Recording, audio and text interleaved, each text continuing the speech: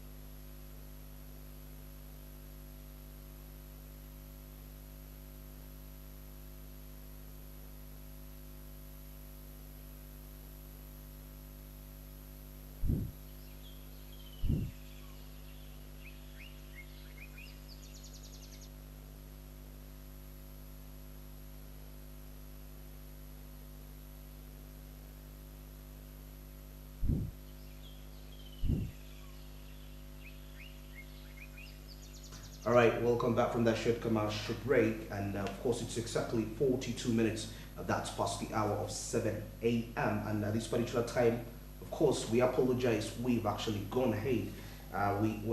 We must be heading to the international news, but due to the little interest of time, but let's just review something something so brief regarding that's the press, of course, the print media. What's making really headlines right there. Don't mind about that. That was a little error. Sorry about that. Just my part fell here, but I'll be picking it back for the international news. All right. In the new vision, we see Vietnam-Uganda summit. That's to show investment opportunities.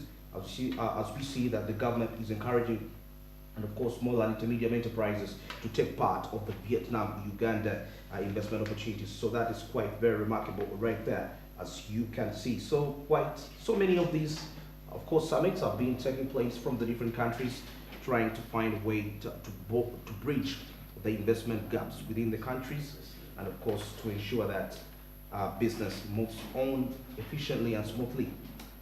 And of course, we see IGG orders government officials to refund 500 million Ugandan shillings, still in the new vision. That and more, of course, a developing report coming up there. And of course, due to the interest of time, we are just going to get straight to the international news at this particular time, as it's exactly 43 minutes past the hour of 7 a.m. Let's get straight to the international news.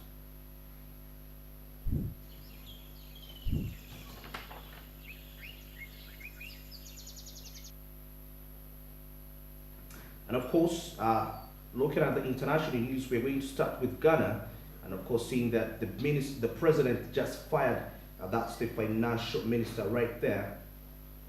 Just a little bit here, as I'm trying to load up here. All right, I will start with Ghana president sacking the junior minister over alleged corruption scandal.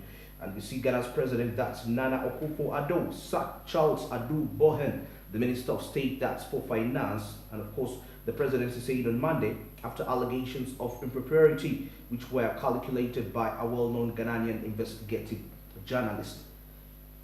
Right, Adu Bohen did not immediately respond. That's to the request for comment. Of course, that's according to reports regarding that. The finance minister, that's Ken Ofori Alta, is also facing calls for dismissal from members, that's of parliament, who accuse him of corruption and economic mismanagement as the country faces its worst economic crisis in a generation. Allegations against Adu, the allegations against Adu Bohen did not appear to be related to those previously raised against Ofori Atta.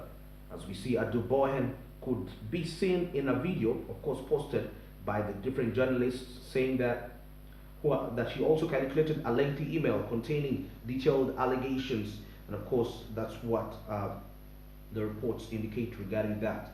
And of course, we see that he says, according to his statement, that he would like to state what if the minister, that's Adu Bohen, is alleged to have said is accurately captured, of course, in the video that leaked, of course, as the Minister of State is untenable.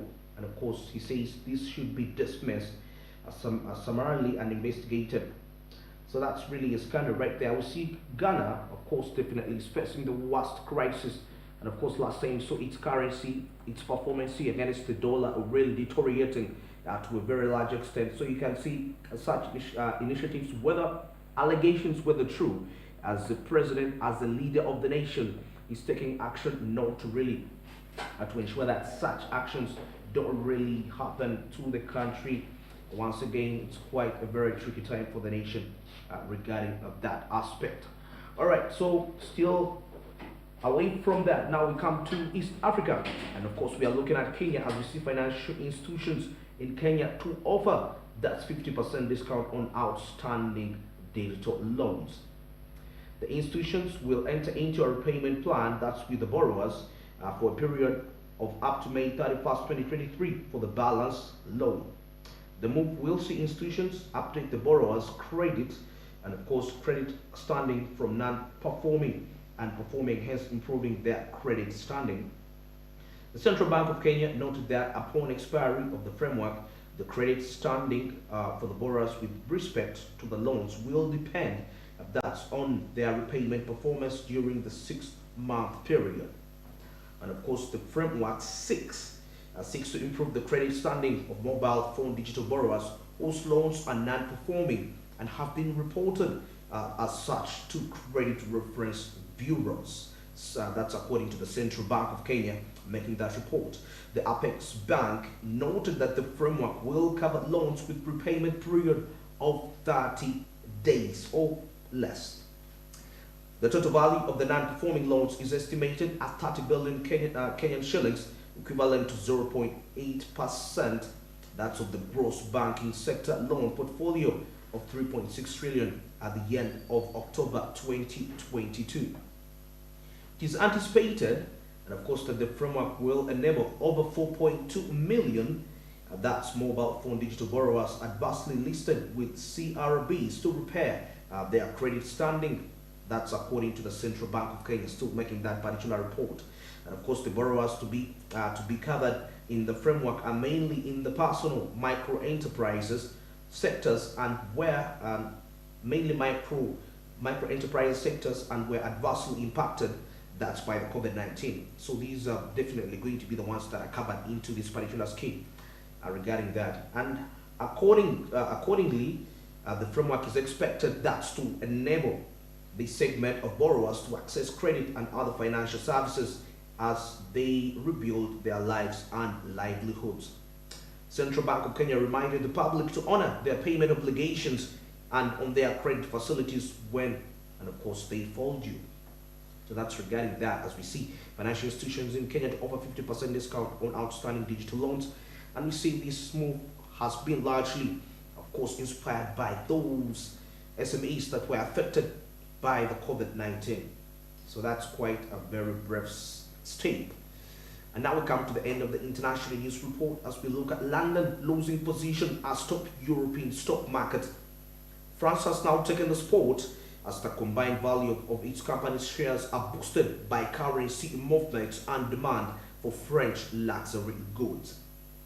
It is the first time Paris has overtaken London since records began in 2003. And of course, according to data from, of course, the different media reports and business analysts. The United Kingdom is expected to fall into a recession this year as inflation rises. London, of course, Securities Stock Exchange 250 share index, which lists medium-sized enterprises, has slumped more than 17% over the last year as consumers and businesses struggle with the rising inflation and higher interest rates. The London Stock Exchange 100 index, which comprises of larger companies, of course, has largely remained flat throughout 2022, although the index is skewed towards foreign farms and commodities, which are generally more stable, including oil and mining. And of course, we see two instances here. We see the Securities Exchange called the 250 index. This one lists medium-sized enterprises, which has been slumping more than 17%, literally declining over by 17% over that's the last year, as we see consumers and businesses were struggling with the rising inflation. And then we see another Securities Exchange of the 100 index, and this one lists large-sized companies, and of course larger companies, and this has largely remained flat throughout 2022, although the index is skewed that's towards foreign goods and firms. All right, according, of course, to the analysts, France's luxury goods makers help to boost the overall value of the country's, of course, CSC 40 index of leading companies regarding that. So we see that in the LVMH, which owns the fashion brand Louis Vuitton, saw a revival in demand as China eased lockdowns and its shoppers returned to pre-pandemic habits. Of course, Chinese shoppers accounted for 35% global demand for luxury goods before the pandemic, according to the business analysts in Europe. So we see the famous French firm Louis Vuitton, and of course, since China is the lockdowns, and its products have been really on the highest demand in China, and we see China's contributing about 35% of the revenues, and of course, it being listed on the Paris Stock Exchange. You realize that 35% increase from China. Yet we know China to be one of the biggest market of all for most of the products from the different companies worldwide. So this was inevitable. The increase was inevitable. So as we speak in Europe, it's the Paris Stock Exchange that is really on top of its game, of course, overpowering the London Stock Exchange. All right, that's regarding that. That's regarding those matters of the stock exchange. And of course, we come to the end of the international news this morning. It's exactly 52 minutes. That's past the hour 7 a.m. And at this particular time, let's get straight to the business tips and quotes. But firstly, let's review the business tip of the day.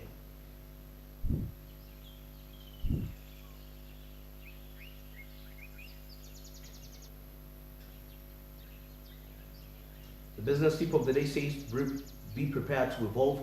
Small business owners need to be prepared to roll with the punches.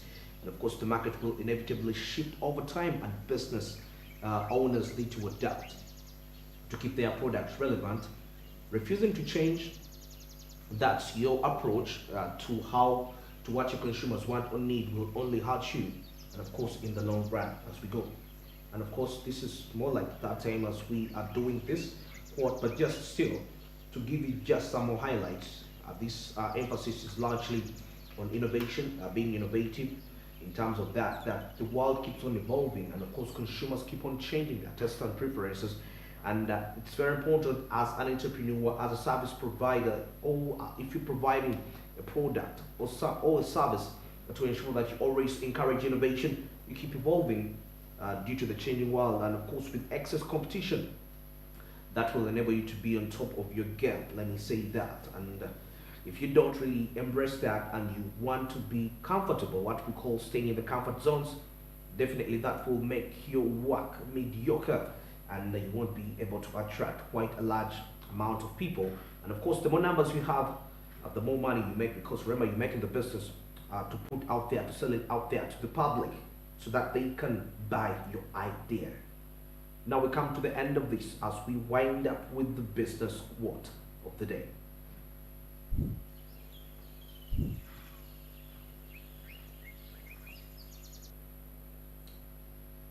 The business quote of the day says, I find that the harder I work, the more lucky I seem to have. That's Thomas Jefferson, and of course, the founding father and the president of the United States.